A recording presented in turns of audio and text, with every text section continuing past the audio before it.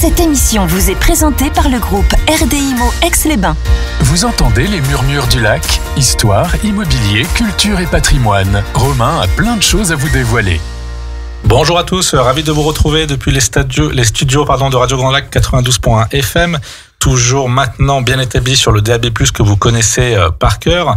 Cette émission des Murmures du Lac sera la dernière de cette saison. Et on a décidé de finir en beauté avec deux invités de marque aujourd'hui pour cette des dernières du Murmure du Lac Immobilier, Histoire et Patrimoine. On est dans le thème, comme on essaie de le faire à notre habitude. On va parler un petit peu immobilier, patrimoine, de la culture, et surtout, on va mettre à l'honneur aujourd'hui un partenaire de Radio Grand Lac, un partenaire de cœur qui nous suit et que nous suivons maintenant depuis des années mutuellement, le Château Brachet. Pour ce faire, j'ai le plaisir de recevoir à nouveau quelqu'un qui connaît bien sûr, les studios de la radio, Jean-Michel Belin, propriétaire du château. Bonjour Jean-Michel. Bonjour, merci de nous accueillir à nouveau. Avec grand plaisir. Et aujourd'hui, vous n'êtes pas venu les mains vides, puisque vous êtes venu avec votre nouveau mixologue et directeur d'établissement, monsieur Camille Manu. Bonjour Camille. Bonjour à tous, merci de me recevoir. Complètement. En plus, on est l'été a commencé, on est un petit peu sur les chapeaux de roue. Donc merci messieurs de prendre un instant pour venir nous donner un petit peu de vos nouvelles, de nous donner envie avec les nouveautés et de nous dire un petit peu qu'est-ce qui se passe en off au Château Brachet.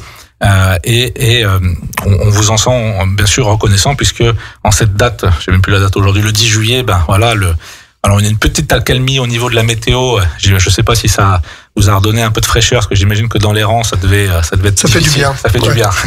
C'est sûr. Ça vous évite de vouloir la tentation de sauter dans la piscine en plein milieu du château. Donc j'imagine que ça fait un petit peu de bien. Alors merci bien sûr Camille d'être venue également. On va parler un petit peu de ce thème qu'est la mixologie, mettre en avant et bien sûr découvrir un petit peu plus en détail la terrasse et ce nouveau bar entre guillemets du Château Brachet, entre guillemets une activité qui commence à émerger et à avoir sa propre identité. Et juste avant, on aime bien un petit peu certains rappels et faire un brin d'histoire. Donc Jean-Michel, si tu as la gentillesse de nous redonner un petit peu les grandes lignes du château. Donc pour ceux, j'imagine que tout le monde maintenant le situe plutôt bien, basé sur les toutes premières hauteurs de Grésy-sur-Aix, proche de l'entrée d'autoroute, très facile d'accès. Bon, bien sûr, je pense qu'on peut pas le rater. Il y a quand même une construction, je dirais, assez significative, très réussie. On rappelle, ou tu vas nous rappeler que c'est un produit qu'on a plaisir à contempler, un produit fini, mais c'est quand même une histoire de quelques années, je crois, pour en arriver là. Absolument. Et une chose à noter aussi, c'est qu'on a la chance d'être à 200 mètres des gorges du Cirrose, et lesquelles gorges ont été rénovées entièrement par la région, par Grand Lac, etc., et ont ouvert la même année que nous, en 2021. Donc là, on va attaquer notre 4e saison. Le Château Brachet, donc c'est un bâtiment qui a beaucoup d'histoire autour de la Belle Époque. On s'est énormément amusé avec ça sur le côté décoration, storytelling, etc. Nous l'avons acquis, c'est-à-dire ma famille, en 2010. On l'a rénové pendant presque 11 ans.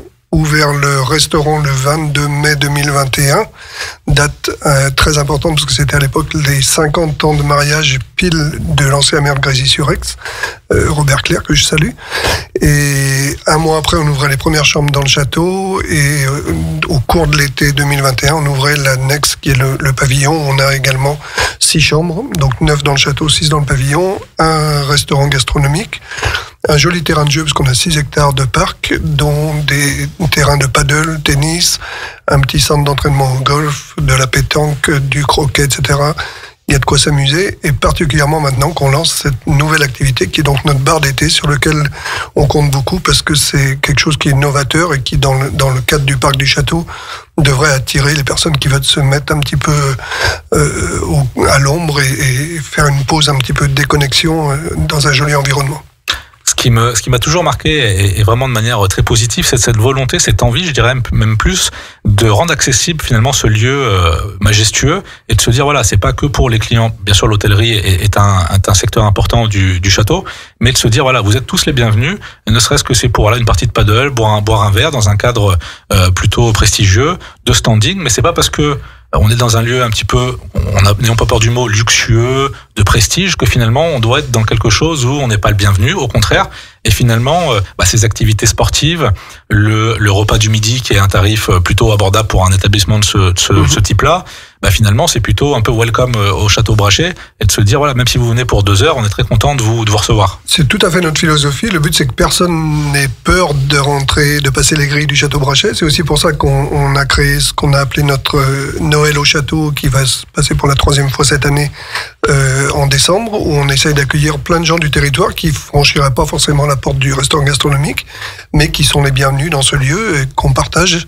Et on veut vraiment s'ancrer au sein du territoire et que tout le monde se sente bienvenu chez nous. Alors, les services, on en parlait il y a un instant. Donc la partie hôtellerie, donc 9+6, donc 15 chambres aujourd'hui sur le château. Donc hôtel plutôt intermédiaire en termes de volume. Mais voilà, c'est quand même déjà une belle offre. La partie resto, donc gastronomique, avec, si je dis pas de bêtises, le midi, un menu à un tarif qu'on disait donc abordable, qui permet à tout le monde d'avoir une expérience du lieu. Voilà, donc ça c'est du mercredi au vendredi à midi, mercredi midi, jeudi midi et vendredi midi, ce qu'on appelle le menu retour du potager à 39 €, entrée, plat, dessert, dans le cadre du château, donc ça reste abordable. Et aujourd'hui, on est organisé, notamment grâce à Camille qui a repris donc la direction du restaurant, de manière à ce que les gens puissent manger dans un temps raisonnable, parce que c'est des repas d'affaires, business, etc. On retourne travailler après. Donc aujourd'hui, on a mis tout en œuvre pour qu'on puisse servir les gens et qu'ils mangent en 1h15, 1h30 maximum, et qu'ils profitent d'une bonne offre entrée, plat, dessert de qualité. La dernière fois que je t'ai venu manger, c'était peut-être une des premières informations que tu m'avais communiqué, et j'avais trouvé ça vachement pertinent dans le sens où on se dit, oui, effectivement, en fait, ça va dans cette lignée de se dire, on est un établissement effectivement d'un standing, mais en fait, on peut simplifier. Et oui, si tu viens manger le midi chez moi, c'est pas pour ça que tu vas t'en prendre pour 3 heures et que tu vas devoir rouler pour aller au parking. Et ça, j'avais trouvé ça vachement pertinent de donner cette information, parce qu'effectivement, on peut se dire, aujourd'hui, je suis un peu speed. Enfin voilà, alors je dis pas qu'il faut y aller si vous avez 30 minutes devant vous. Faut pas non plus, faut quand même profiter du moment. Le cadre est sympa, les plats sont quand même évoluer, et on va quand même prendre plaisir à déguster. Mais voilà, 1h15, 1h30 entre midi et 2, c'est quand même quelque chose qu'on peut faire. Donc si vous avez un client invité ou même un collaborateur que vous voulez remercier, c'est vraiment une formule, encore une fois, accessible au niveau du portefeuille. Et oui, vous n'allez pas arriver de 11h à 16h. Et ça, c'est quelque chose, je l'ai trouvé vachement très intelligent. C'est pour ça qu'on met vraiment une distinction entre la partie bistronomique à midi en semaine et la partie gastronomique le soir, où les gens vont plus prendre le temps, se faire plaisir, passer du temps à table, etc. Donc il y a les deux offres qui sont complémentaires et qui nous permettent, je pense, d'attirer plus de monde de cette façon et que chacun s'y retrouve. Écoutez, voilà, ça me donne envie d'y retourner. Donc on y retournera, promis, cet été. En tout cas, ça met l'eau à la bouche, et tout ça dans un cadre qui est vraiment fantastique. Moi, encore une seconde sur cette rénovation, transformation. C'est pour ceux qui le connaissent, je pense que tout le monde sera d'accord. Ceux qui ne le connaissent pas, tapez Château Brachet, voilà, sur votre moteur de recherche, vous verrez un peu les images. Il y a de belles photos et de belles mises en valeur, et vous verrez vraiment un domaine vraiment assez singulier. Moi, je trouve que c'est toujours une grande réussite d'allier l'ancien et le confort du moderne, tout en conservant une identité. Et c'est un défi réussi, ce qui est jamais une chose complètement facile, de mélanger, voilà, un peu des styles, des matériaux. Et là, pour le coup, franchement, on dirait que ça a toujours été un petit peu comme ça, et ça se fond dans le décor d'une manière très agréable. La dernière, je dirais, particularité quand même assez singulière, c'est tout cet espace, effectivement, d'espace vert, et ces terrains également qui sont un petit peu au fond du parc, pour, j'imagine, pas non plus créer de nuisance et pas déranger. Donc c'est aussi un agencement qui est assez intelligent. Et de se dire, purée, on va faire une petite partie de paddle au Château Brachet, quand même, ça a de la gueule, quoi. C'est quand même plutôt... Il y a effectivement beaucoup de gens qui sont surpris une fois qu'ils sont passés de l'autre côté du château, de voir tout cet espace libre et toute cette verdure, etc. Ils s'attendent pas à ça. Et c'est en général une bonne surprise, et c'est là où les gens disent que c'est reposant, qu'on déconnecte, etc. Complètement, parce qu'en plus, pour aller encore plus loin là-dedans, c'est qu'on est proche de la petite zone entre guillemets industrielle de Grésy qui est pas très loin. La sortie d'autoroute également est pas très loin, donc on change vraiment d'environnement complètement. Alors c'est un peu, pour ceux qui savent, c'est là au début de la route des Bauges, hein, donc on est dans les premières je dirais lignes de maison un peu, pas campagnardes, le mot est un peu poussé, mais on change un petit peu d'atmosphère, on est plus doucement dans quelque chose d'industriel ou de commercial. Et vraiment le château marque un petit peu ce point de départ. Un petit peu en hauteur, donc on prend un peu de dominance aussi, donc on récupère un petit peu de vue et on est sur un petit plateau, donc ça c'est voilà, franchement 10 sur 10. Donc le Château Brachet, voilà, s'installe vraiment dans la région de manière pérenne. Donc on dit 2021, voilà, donc la 4e année, donc ça commence à avoir un petit chemin, un petit recul. Et aujourd'hui, je pense que vous avez avec brio parfaite cette offre hôtelière de restauration. Ça, je pense que c'est des modèles que maintenant vous maîtrisez bien. Et il y avait un petit peu, on vous entendait dire les années précédentes, voilà, la terrasse, le bar, on aimerait bien aussi en faire quelque chose, lui donner une identité. Et pour ça, déjà l'espace s'y prête vachement bien parce qu'il fallait de la place. Donc la terrasse est quand même assez spacieuse. Donc on a la place de mettre un bar plutôt sympa également en extérieur. Il fallait, j'ai envie de dire, quelqu'un de compétent. Donc c'est là où notre cher Camille Manu rentre en jeu. Il coche toutes les cases. Voilà. Alors déjà là, on a la radio, mais il a fait l'effort. Je sais pas si vous êtes situé en service juste après, mais oui. C'est pas que pour moi, zut. Hein, je suis déçu. Je pensais que tu venais me séduire, mais voilà le petit look un peu qui va bien aussi avec le thème. Donc ça, je dirais que ça rentre bien dans je dirais un peu cette notion de rêve aussi, hein, d'avoir une image soignée, travaillée. C'est un lieu quand même assez emblématique. On imagine bien la vieille voiture qui vient se garer, où on a le petit gars qui vient ouvrir la bagnole et tiens, allez, on va se prendre un petit cocktail à l'ancienne. Enfin, on est vraiment dans cette bulle là. Donc ça c'est plutôt sympa. On s'est dit qu'on allait commencer par un petit peu démystifier, désacraliser ce mot de mixologie. C'est vrai que ça fait pas pompeux, mais c'est quelque chose peut-être d'un peu nouveau qu'on connaît pas forcément. Alors on va, si ça te convient, essayer de, avant de parler de l'établissement et du bar, de nous en dire un petit peu plus sur toi. Comment déjà on devient mixologue? C'est quoi? C'est des études de chimie qu'on mal tournées? C'est un peu ça, on me le dit souvent, ouais. C'est de l'alcoolisme entre eux. C'est quoi? C'est de se dire faut boire peu mais boire bien. Comment on en arrive là? Non, effectivement, la mixologie, c'est un terme qui fait peur parce qu'il est nouveau dans le milieu, même si ça commence à faire quelques années maintenant. En fait, faut le voir comme la gastronomie, dans tous les sens du terme. Ça peut être de la gastronomie très haute couture, comme ça peut être une gastronomie bistronomique. Mais en fait, c'est lié au liquide, tout simplement. Donc que ce soit cocktail avec ou sans alcool, c'est une façon de travailler pour nous mixologues qui va être similaire à des chefs de cuisine, à des brigades de cuisine. Simplement que nous, nos produits, on part également de produits bruts qu'on transforme, mais nous, on y arrive dans le verre. Voilà, c'est ça la mixologie. Et quelque part, alors c'est vraiment une question ouverte, quand on pense à tous les cocktails un petit peu emblématiques, est-ce que ces cocktails sont nés justement de hasard, d'erreurs, de mixologues avant-gardistes entre guillemets? Quand on pense à un martini par exemple, est-ce que le martini ça a été créé par erreur ou d'autres cocktails? Donc finalement, est-ce que c'est un terme qui était peu mis sur le devant de la scène? Alors déjà, je sais pas du tout, c'est pas une question piège, mais est-ce que les cocktails sont très anciens? Est-ce que c'est...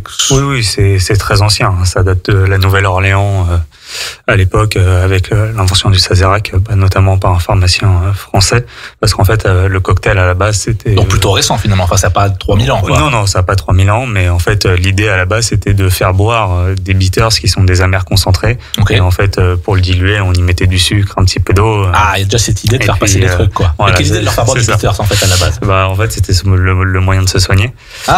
Donc en fait, ça a plutôt une consonance historique dans l'histoire, les cocktails. Avec une petite historique médicale, entre guillemets, on pourrait dire alors. Oui, en tout cas, ça commence de là. Et puis donc, ensuite, si on peut se soigner, voilà, c'est ça. Moi, j'aime bien savoir ça. On peut boire un petit coup, ça soigne. C'est ça. Et ensuite, il y a eu toute la période de la prohibition où, forcément, en fait, on voulait masquer l'alcool qui était de moins bonne qualité. Ah oui, c'est vrai. Et en fait, du coup, dans tout ce qui était speakeasy, c'est là où on a commencé à vraiment faire les grands mélanges. Donc, et ensuite, ça s'est popularisé, et puis ensuite il y a eu tout le folklore avec les belles années, la belle époque, etc. Et puis là, la scène cocktail a vraiment pris le dessus. En fait, aujourd'hui, la mixologie, c'est juste, c'est une discipline qui en découle pour en parler de façon plus moderne, plus professionnelle, plus technique. Là où aujourd'hui, en fait, un barman n'est pas forcément mixologue, et un mixologue n'est pas forcément barman. Je sais pas si vous voyez un petit peu la différence. Je pense qu'un barman, ça reste entre guillemets un exécutant, alors qu'un mixologue, il y a un côté peut-être créateur. Ouais, c'est ça, c'est exactement ça, comme ça qu'il faut le voir. Et peut-être que également, forcément, plus les années passent, plus ça se complexifie, parce que c'est vrai que les cocktails les plus connus, les cocktails signature entre guillemets, sont relativement simples. Je pense que c'est une certaine part de logique peut-être, parce que comme tu le disais, il y a peut-être au départ certaines expériences, mais c'était ok, on a mis tiens tel alcool avec tel alcool, c'était bon, voilà, ça fait un truc. Maintenant que les combinaisons entre guillemets classiques ont été vues et revues, faut peut-être un peu plus se creuser le crâne pour avoir quelque chose qui soit équilibré, cohérent. Et finalement, ce mot mixologie là prend tout son sens en se disant attention, là on passe un gap en difficulté, on va aller, c'est un peu plus complexe que simplement mettre deux trucs en même temps. Oui, c'est ça. En fait, l'idée quand même, c'est que moi, j'ai rien contre les choses qui sont simples, parce qu'on en revient souvent à la simplicité pour boire un coup, parce que, enfin voilà quoi, c'est simple, c'est efficace, c'est bon, ce qu'on est capable de faire aussi. La mixologie, effectivement, elle s'inscrit plus dans une démarche où on va venir pour une expérience, où on va avoir un cocktail qui va nous laisser 2, 3 bouches différentes, où on va avoir des jeux de texture. En fait, c'est vraiment toute une approche gastronomique du cocktail. C'est vrai que maintenant on voit sur, que ce soit en réel bien sûr dans les bars un peu spécialisés ou sur certaines vidéos, il y a ça devient un spectacle presque, avec des choses qui peuvent être assez impressionnantes.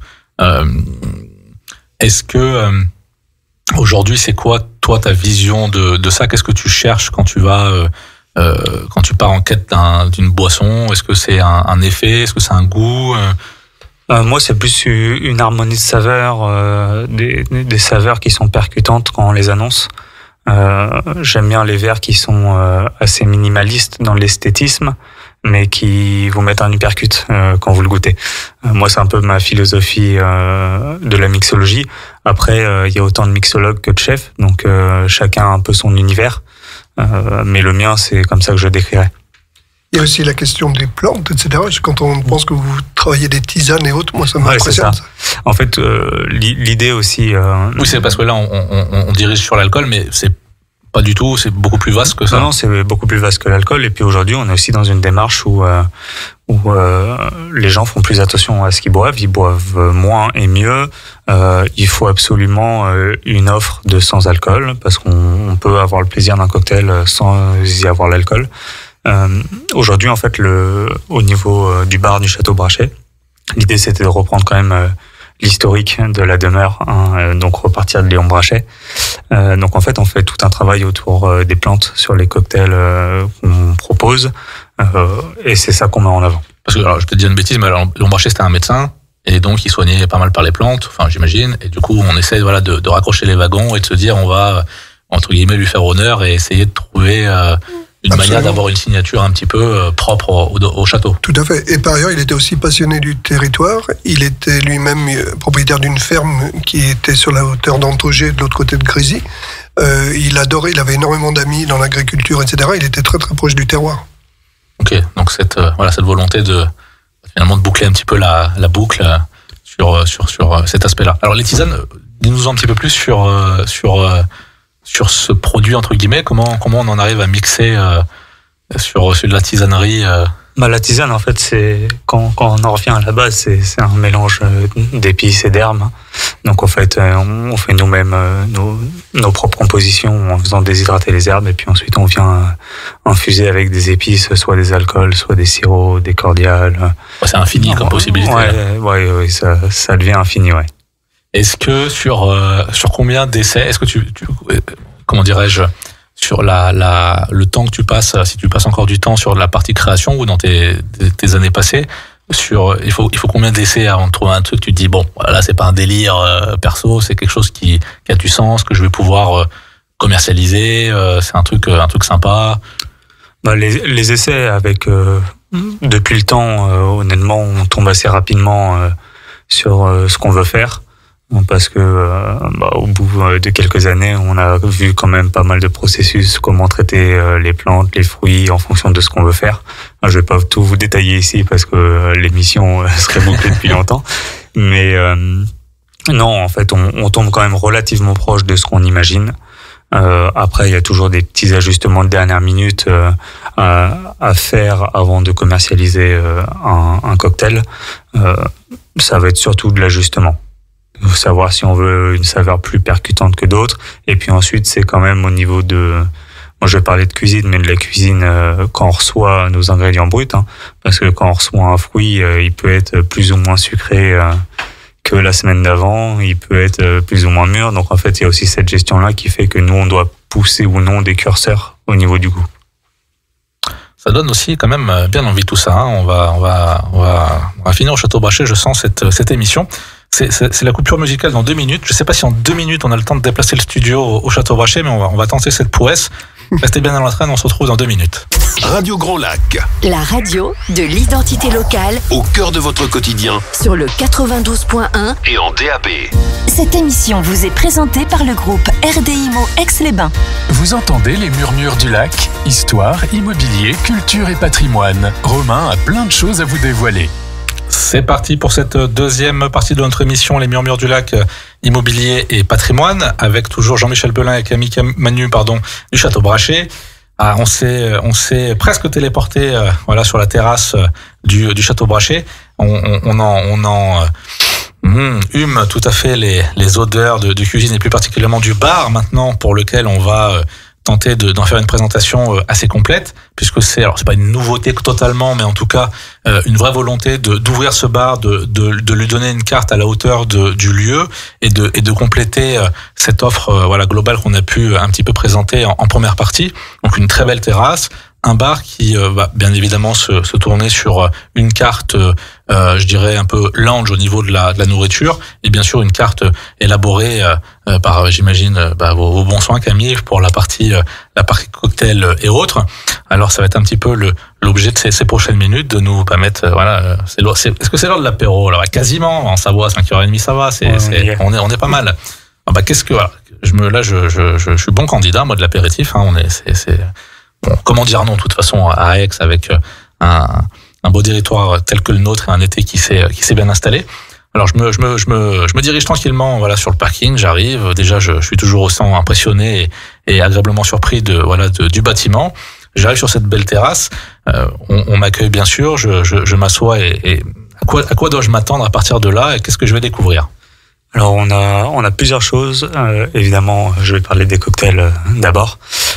L'idée de la carte de cocktail, comme je vous l'ai dit, c'est un travail autour des plantes, tout type de plantes, qui va donner tout un tas de types de goûts aussi, parce qu'on arrive même à avoir des goûts exotiques sur certaines plantes. L'idée, c'est d'avoir des cocktails qui vont plaire à tout le monde dans leur ensemble. On a tout type de verre, que ce soit du peu d'alcool, du plus puissant. On a tout type de texture, donc aérienne. On va avoir des textures avec des bulles. On va avoir vraiment une offre complète. Alors, je tiens à préciser aussi que l'intégralité des cocktails est disponible sans alcool. Voilà, c'est quelque chose qui est important pour nous parce que ça va dans la suite de notre philosophie et de ce dont on parlait tout à l'heure. Donc c'est un challenge que Camille a voulu relever dès qu'il est arrivé. Moi, j'admire parce que effectivement, il a dit on sort une carte et on sort exactement l'identique sans alcool, et je me débrouille avec les fournisseurs pour qu'ils suivent la même route que nous et qu'on y arrive. Et ça, c'est un beau challenge à relever. Ouais, complètement, parce que généralement on prend pas ça en considération quand on fait sa carte et on se dit on va faire 2-3 cocktails sans alcool qui auront à voir ou rien à voir. Mais c'est vrai que là, c'est un degré de difficulté un peu supérieur. Mais j'imagine que pour le partage, c'est plutôt sympa. La personne qui a la version avec alcool a certainement envie en plus de la découvrir sans et inversement peut-être. Donc, chapeau. Merci. Combien de cocktails du coup? On est sur une 12aine de cocktails. Ouais, en plus c'est pas c'est quand même plutôt conséquent. Ouais, il y a 12 cocktails à la carte avec tout plein d'associations de saveurs. On peut se retrouver dans des baies comme dans des fruits exotiques, du café, de la chartreuse forcément, on est dans la région. Enfin, il y a vraiment un gros panel de choix. La deuxième offre qu'on a et qu'on a mis en place avec Monsieur Belin quand je suis arrivé, c'est de proposer une belle carte de spiritueux également. On a une offre aujourd'hui de whisky, de rhum, de spiritueux ambrés qui en ferait jalouser plus d'un. Des jolies petites pépites. Ouais, on a des belles pépites et puis elles méritent qu'à être découvertes. Et nous, on est capable de conseiller en plus soit les novices qui aimeraient goûter ou découvrir, soit les plus expérimentés qui voudraient avoir des références un petit peu plus aiguës. Donc ça, c'est très important. Et enfin, la dernière partie, c'est forcément l'offre de vin au verre et l'offre de bière, puisque en partenariat avec la brasserie Caco, on a installé la bière pression suite à la demande de pas mal de nos clients. Et puis, je te coupe parce que c'est vrai que c'est quelque chose qui est assez marrant, la bière comme sujet dans les établissements un peu haut de gamme. C'est vrai que tout le monde s'y a un peu mis, entre guillemets, j'ai l'impression, pas par obligation, mais c'est de dire, oui, il y a quand même une vraie demande. Et on pourrait dire que la bière, il y a un côté peut-être un peu plus populaire, mais la bière s'est tellement installée dans le paysage d'une carte que puis on a la chance quand même d'avoir des brasseries aussi locales, que je pense que c'était un choix intelligent d'avoir ça. Moi, je n'étais pas un grand buveur de bière plus jeune, mais franchement, je le suis devenu. Je trouve que c'est une boisson, c'est vrai, quand même assez désaltérante, et une petite bière quand il fait chaud, c'est vrai que ça passe bien, et dans n'importe quel cadre. Et puis ça peut aussi permettre de mieux apprécier un cocktail on va pas le boire comme si on avait grand soif, et on va se dire, ok, la bière c'est peut-être un peu pour la soif, et j'ai soif un peu, vous avez vu, ça me rend une petite bière là. C'est vrai qu'on a la chance aussi avec Antoine et Baptiste Caco d'avoir en face de nous des vrais passionnés qui sont aussi dans la recherche de qualité. J'ai eu la chance d'y aller avec Camille et de leur présenter. La discussion est partie dans des domaines qui m'échappaient complètement, mais c'était passionné et passionnant. Et on se retrouve beaucoup sur ces valeurs, à la fois l'amour du territoire et puis la volonté de créer quelque chose de différenciant, de très qualitatif. L'idée également de la bière, c'est qu'en fait, quand on vient en groupe d'amis au bar, et moi ça m'arrive, j'ai des amis qui boivent pas de cocktail ou qui boivent pas de vin, et puis l'idée c'est quand même de pouvoir répondre à la demande de tout le monde, et qu'on puisse venir en groupe sans se soucier de est-ce que madame ou monsieur va pouvoir boire un verre. Est-ce que pour un mixologue, la bière, c'est pas comment qu'est-ce qu'on en pense? Est-ce qu'on se dit, que bon, à part le picon-bière, j'ai jamais trop entendu parler de cocktails. Est-ce qu'on arrive à faire quelque chose avec de la bière? Alors oui, il y a quand même quelques cocktails historiques à base de bière, notamment la Michelada, qui est un cocktail mexicain. Après la bière, ce qu'on en pense, c'est passionnant, hein. C'est comme le vin, c'est devenu un monde à part où on peut se spécialiser. Il y a un nombre de familles de bières qui est assez hallucinant. Le travail des houblons et des levures qui est fantastique. Et puis tous les brasseurs qu'on a en France qui font un travail formidable. Moi j'aimais pas, c'est pas que j'aimais pas avant, mais c'est effectivement, à part la blonde basique, en France, entre guillemets, il n'y avait pas une offre débordante.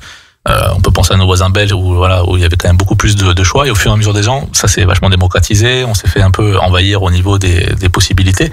Et c'est vrai qu'on trouve, je pense que chacun peut trouver une bière, ah ouais, tiens, ça, finalement, j'aime bien. Je pense que ça a aidé aussi à démocratiser finalement une boisson qui, pour le coup, elle, date de très longtemps, et ça refait une belle deuxième jeunesse sur ces dernières années. Le vin également, donc au verre, c'est une possibilité que vous avez? Oui, tout à fait. On a une sélection de blanc, de rosé, de rouge, de champagne, de pétillant. On a ce qu'il faut. Ok, donc voilà, au niveau du bar, il y a pour tous les goûts. Et pour la bière, donc on est un des lieux d'Aix-les-Bains qui présente la bière éphémère de la brasserie Caco sur toute la saison. Donc une bière qui a plutôt vocation, une bière éphémère, plutôt pour cet été. Super. C'est ça. Okay. Donc on viendra la goûter avec grand plaisir au Château Brachet. Tout ça me donne un petit peu faim, moi, les copains. À part avoir bu ma petite bière, mon petit cocktail, il y a quand même un petit creux maintenant. Oui, alors on a la cuisine qui a vraiment bien travaillé sur cette carte. En plus, j'ai envie de dire, pour une cuisine d'un lieu tel que celui-ci, c'est du boulot forcément aussi en plus, c'est un challenge en supplément, ouais, et il faut adapter un peu. J'imagine c'est pas tout à fait les mêmes produits, les mêmes préparatifs.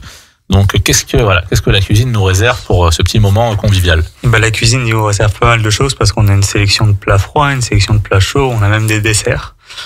Sur les plats froids, on va retrouver forcément tout ce qui est charcuterie locale, on va avoir du fromage qui vient de nos alpages en Savoie, on va avoir des saucissons de bœuf avec pas mal de goût qui sont servis avec un petit service à guillotine qui est vraiment sympa. On va avoir de la truite, du pâté en croûte, une salade César, on a même du caviar à la carte pour ceux qui veulent découvrir. Et puis ensuite, en termes de plats chauds, on va avoir des pizzetta. On va avoir des artichauts frits qui sont vraiment sympas. Et puis enfin, on va avoir des frites de polenta. Et puis ensuite, en dessert, on va avoir crème brûlée, mousse au chocolat. Et puis on a une palette de glaces et de sorbets qui sont faits par notre pâtissière. Donc au-delà d'un simple petit encas, voilà, on peut se dire tiens, c'est 18h, je me suis laissé un peu border par le paysage, c'est 19h30, finalement je mangerais bien un truc un peu plus consistant. Voilà, il y a quand même aussi c'est pas qu'une offre de snacking, je dirais basique entre guillemets. Donc ça c'est plutôt chouette aussi. Ouais. L'idée c'était de proposer quand même au lieu qu'est ce bar et au lieu qu'est le Château Brachet une offre qui est digne de ce qu'on va servir aussi sous d'autres formes. C'est ça. Et le dimanche soir d'ailleurs, parce que le restaurant est fermé le dimanche soir, le dernier service du week-end c'est dimanche midi, donc le dimanche soir le bar et la partie finger food, lounge, etc. prend le relais. Donc toute l'après-midi, toute la soirée du dimanche, on a accès à cette carte lounge qui est tout à fait conviviale. Parce que là, rappelez-nous du coup, alors que la partie bar, terrasse, c'est tous les jours, non, où ça commence le mardi ou mercredi? Actuellement, ça va être tous les jours. Et puis, ça sera ouvert de 12h à 21h. Alors qu'on dit 21h, c'est dans l'idée, s'il y a du monde qui est là, on reste ouvert. Il n'y a pas de souci. Ok. Ça, c'est bon à savoir.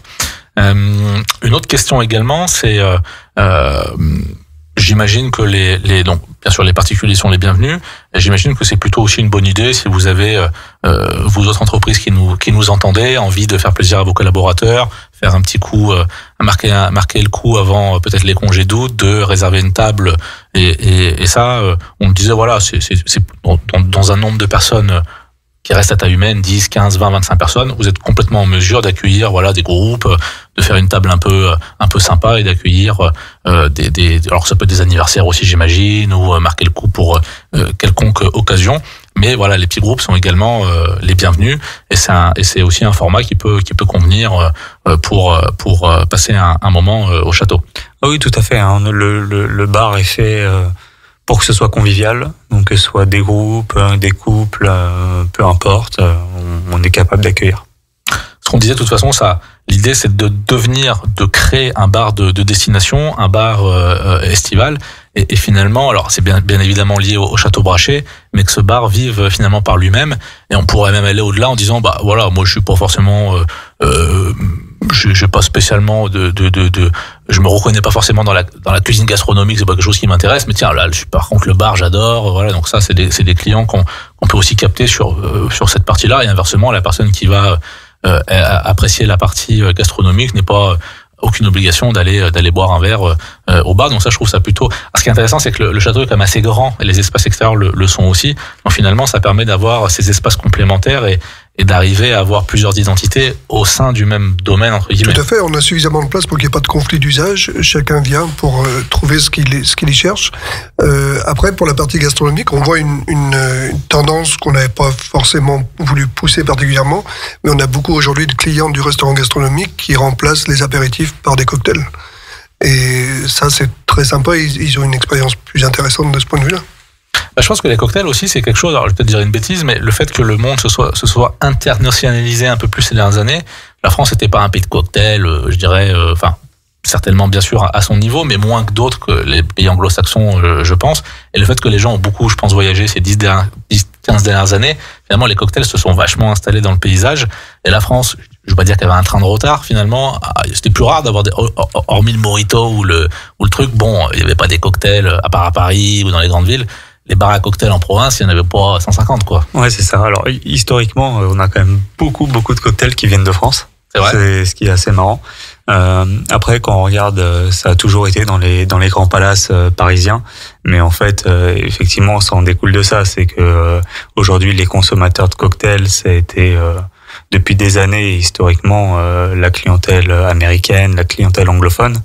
Et puis là, c'est en train de se démocratiser en France depuis, je dirais, les 4-5 dernières années. Là, Paris est pris d'assaut par les bars à cocktails. On commence à y arriver en province avec des très très belles propositions. Et aujourd'hui, on est capable de rivaliser avec le monde entier.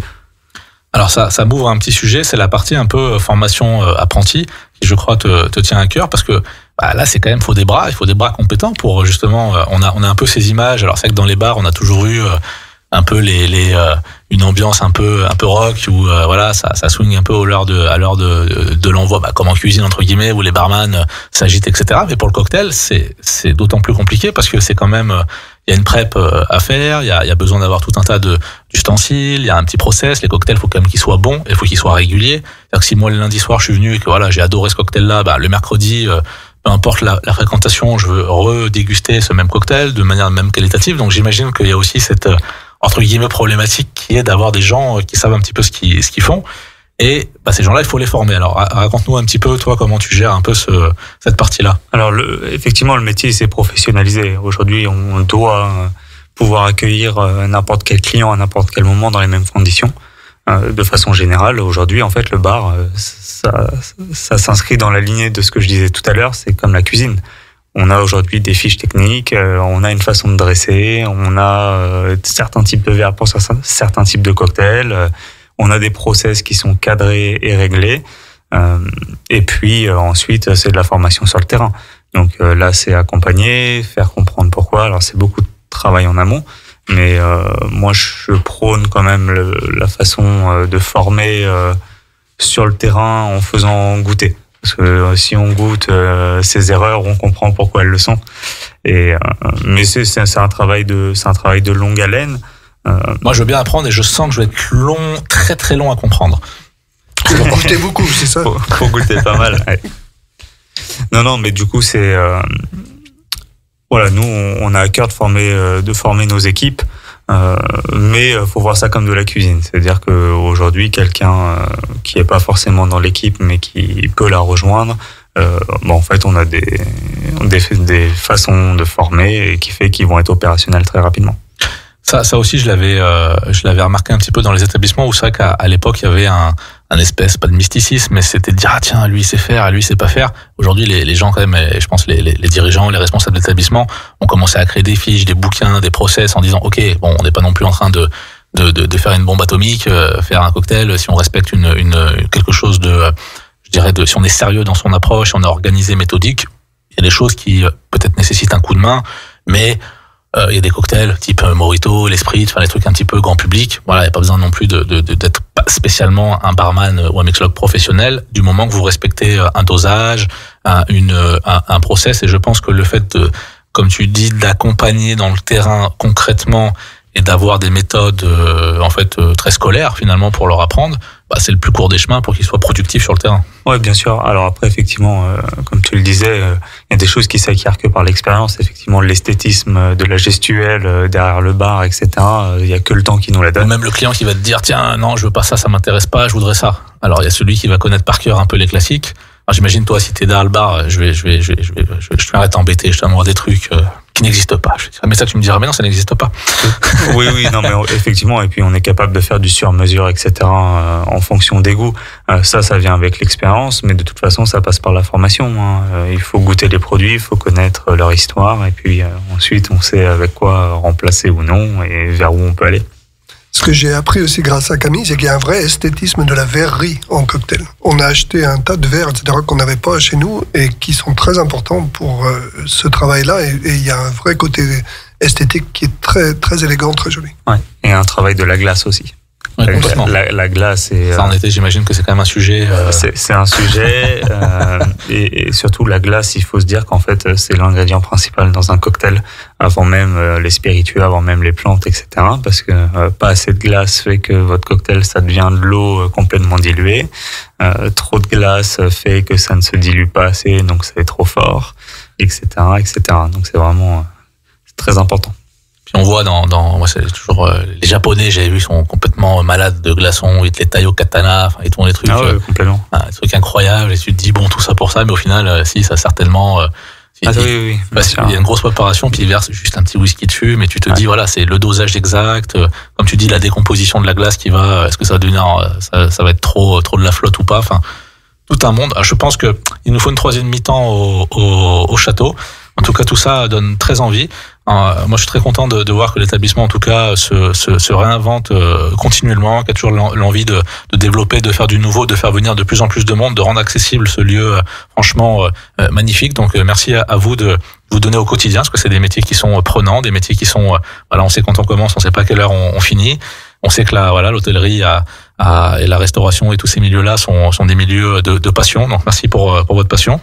Et puis, vous voyez comme je fais un peu de la lèche, mais moi je veux ma petite invitation moi, pour le petit cocktail. Et Jean-Pierre me fait du pied, me dit tu ne laisses pas partir sans qu'il nous invite. T'inquiète pas Jean-Pierre, on va aller boire un petit remède, on va appeler ça comme ça, puisque c'est le docteur Brachet qui nous invite à se soigner. D'ailleurs, on va aller. Qui nous inspire. Tout à fait. Donc, on va aller se soigner tous ensemble au château. Écoutez, messieurs, on vous souhaite une très belle saison, un très bel été. Camille, bienvenue dans la région, bienvenue bien sûr au château Brachet. On a hâte de te découvrir et découvrir tes talents, aussi bien au bar que donc à la direction de la salle de restaurant. Donc, beaucoup de responsabilités à toi. Donc, sois fort, sois vaillant. Mais on a l'air d'avoir quelqu'un qui a la tête sur les épaules et qui est prêt à l'emploi. De toute façon, si Jean-Michel te fait confiance, c'est que tout va bien, puisque c'est un homme intelligent et au bon goût. Donc merci à vous pour cette venue à nos studios aujourd'hui. Et puis quant à moi, c'était la dernière pour cette saison estivale. On se retrouve en septembre. Je vous souhaite de très bons congés à tous. Restez bien à l'antenne. Après ces 2-3 petites chansons, on revient pour 9-2 Aparté, votre émission sportive. À très vite. Plongez dans le grand bain de la vie locale avec Radio Grand Lac sur 92.1.